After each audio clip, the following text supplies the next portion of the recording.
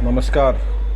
मैं पराग सिंगल आपके समक्ष पुनः उपस्थित हुआ हूँ एक बहुत ही महत्वपूर्ण विषय पर।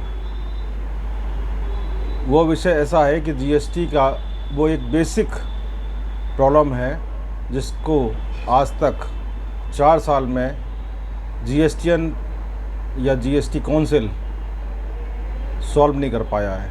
और सॉल्व ना कर पाने के पीछे क्या कारण है ये तो जीएसटीएन पोर्टल, ये जीएसटी काउंसिल ही बता पाएगा।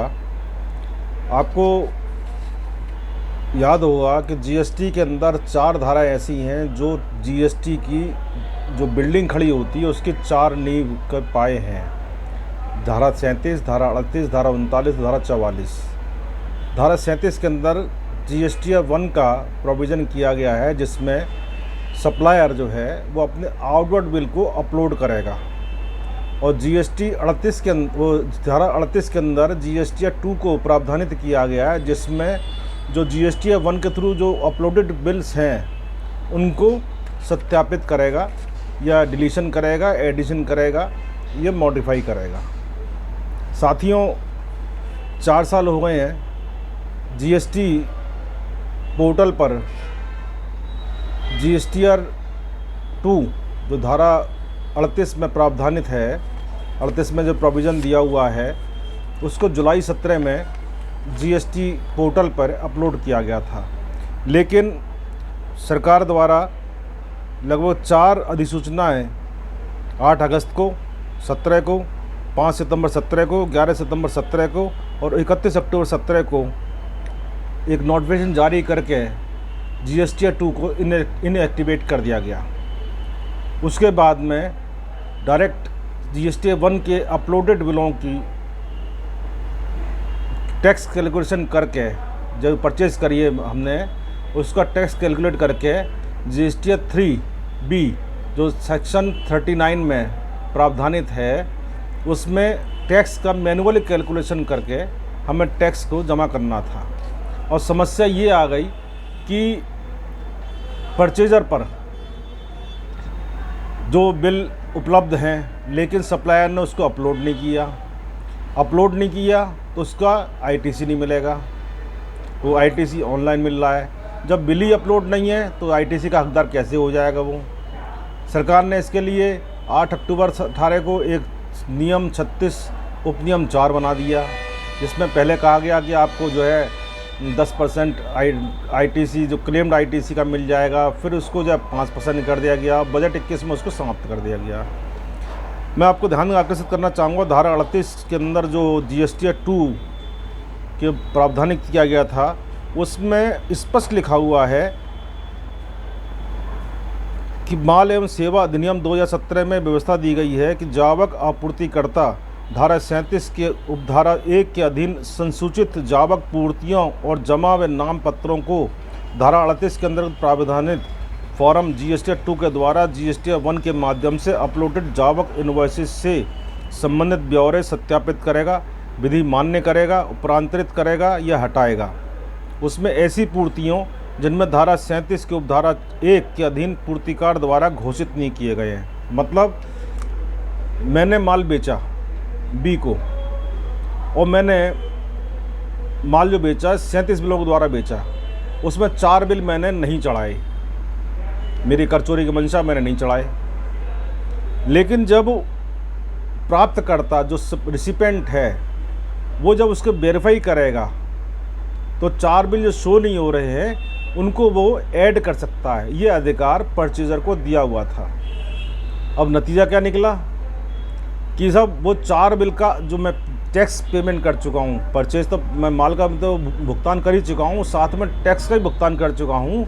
लेकिन अब विभाग जो है 4 साल हो गए, विभाग इसमें आईटीसी जो हमने क्लेम करी है उसके ऊपर नोटिस जारी कर रहा है कि आपने आईटीसी गलत क्लेम करी है। मतलब साफ है कि भारत सरकार या जीएसटी परिषद एक्ट की धारा 38 को अधिसूचित नहीं करती है जिसमें परचेजर को ये अधिकार दिया हुआ है कि वो अपने परचेज बिल को वेरीफाई कर सके। और जब वो क्लेम कर रहा है तो विभाग उसको नोटिस दे रहा है कि आपने आईटीसी क्यों ले लिया आपने से ITC ले लिया तो उसको जो है, जो आपने टैक्स जो है वो उसके भुगतान करो, और टैक्स का भुगतान करोगे, मान लीजिए 2017-18 का मामला है तो सब 3 साल का उसका ब्याज दो। तो ये तो जो व्यापारी है जो परचेज कर रहा है उस पर तो पेनल्टी, खुलेआम पेनल्टी का प्रोविजन हो गया है। मैं भारत सरकार से, माननीय केंद्रीय मंत्री से, केंद्रीय वित्त मंत्री से ये जानना चाहता हूँ कि ऐसी क्या मजबूरी है कि धारा 38 के अंतर्गत जो प्रावधानित किया गया एक्ट के अंदर फॉर GSTR 2, उसको क्यों नहीं एक्टिवेट पोर्टल पे किया जा रहा है। अब मैं बताऊं आपको, मेरे पास ऐसे काफ़ी प्रमाण हैं कि GSTR 2 के ना होने से खुलेआम कर चोरी की जा रही है।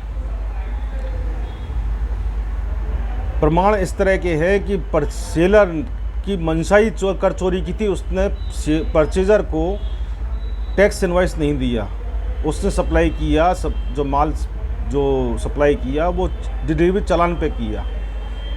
यहाँ तक देखा गया कि इंटरस्टेट सप्लाई की गई है, उसमें IGST CGST चार्ज कर रहा है, जबकि IGST लगना चाहिए। तो ये सरकार का जो व्यवस्था है इसमें ये क्यों कमी छोड़ेगा, ये मेरे समझ से आज तक नहीं आया है कि GSTR 2 को एक्टिवेट क्यों नहीं कर पा रही है। मुझे विश्वास है, मैं विश्वास के साथ कह सकता हूँ कि जिस दिन सरकार GSTR 2 को एक्टिवेट कर देगी, पोर्टल पे काम करना शुरू कर देगी, मेरे को विश्वास है कि भारत सरकार को, राज्य सरकारों को मिलने वाला राजस्व, जो GST से मिलने वाला प्रत्यक्ष कर राजस्व जो है वो 3-4 गुना हो सकता है। कर की चोरी रुक सकती है। ये बहुत ही महत्वपूर्ण प्रश्न है। मैं आप सभी बंधुओं से मैं इस बात की निवेदन करूंगा, अपील करूंगा कि एक्ट की धारा 38 का अध्ययन करें, और अध्ययन करने के बाद में यदि मेरी बात से सहमत हैं तो अपने राज्य वित्त मंत्री जी को, राज्य के मुख्यमंत्री जी को, केंद्रीय वित्त मंत्री जी को इस धारा के द्वारा प्रावधानित GSTR 2 को एक्टिवेट कराने का दबाव बनाया जाए। क्योंकि साथियों, मैं पिछले 12 वर्ष से आगरा से समाचार जो पत्र है टैक्सेशन का बेस कर जानकारी का पब्लिकेशन कर रहा हूँ। तो चूँकि आप प्रैक्टिस कर रहे हैं, मैं अध्ययन करके अखबार में सूचनाएं, लेख आदि प्रकाशित करता हूँ, करवाता हूँ, और भी लेखों के आते हैं, तो मुझे भी एक्ट का अध्ययन करना होता है। मेरी ड्यूटी बनती है कि मैं इसका अध्ययन करूँ। तो साथियों, मैंने तो ये पाया है कि GSTR 2 धारा 38 के अनुसार जब तक GST पोर्टल पे एक्टिवेट नहीं होगा, कर चोरी की संभावना बनी रहेंगी। यदि कर चोरी की रोकना है तो केंद्र सरकार को, GST परिषद को तुरंत ही अविलंब प्रभाव से GSTR 2 को एक्टिवेट करना होगा। अब सरकार कह देगी कि GSTR 2 भी हमने एक्टिवेट कर दिया। 2B के अंदर मान्यवर ये व्यवस्था है कि आप बिल की जो अपलोडेड हुए उसको आप चेक कर सकते हैं, आप वेरीफाई कर सकते हैं कि बिल हमारा जो परचेज बिल है वो शो हो रहा नहीं हो रहा है, लेकिन उसमें एडिशन, डिलीशन और एडिट नहीं कर सकते हैं, डिलीट नहीं कर सकते हैं। मान लीजिए मेरा बिल किसी और फर्म पे चला गया, मैं किसी कारण से ह्यूमन मिस्टेक से GST नंबर दूसरा पड़ गया उस पर, तो वो उस पर चला गया, उसके लिए बेकार हो गया, मेरे को भी लाभ नहीं मिला उसका। तो मेरा सरकार से, आप लोगों के माध्यम से सरकार से निवेदन है, अपील है कि GSTR 2 को अविलंब प्रभाव से एक्टिवेट किया जाए। इसके साथ ही मैं अगले विषय पे आपसे पुनः वार्ता करूंगा, लेकिन इस बीच मैं आपसे अनुरोध करूंगा कि मेरी बात से सहमत हैं तो आप माननीय वित्त मंत्री जी को, माननीय मुख्यमंत्री, जो अपने राज्य के मुख्यमंत्री हैं, राज्य के वित्त मंत्री हैं या अपर मुख्य सचिव हैं, उनको, जिनको भी आप ठीक समझते हैं, उनको पत्र लिख करके दबाव बनाइए कि GSTR 2 को एक्टिवेट कराया जाए। इसके साथ ही मैं आपसे विदा लेता हूं। अगले विषय के साथ फिर उपस्थित रहूँगा। नमस्कार, जय भारत, जय हिंद।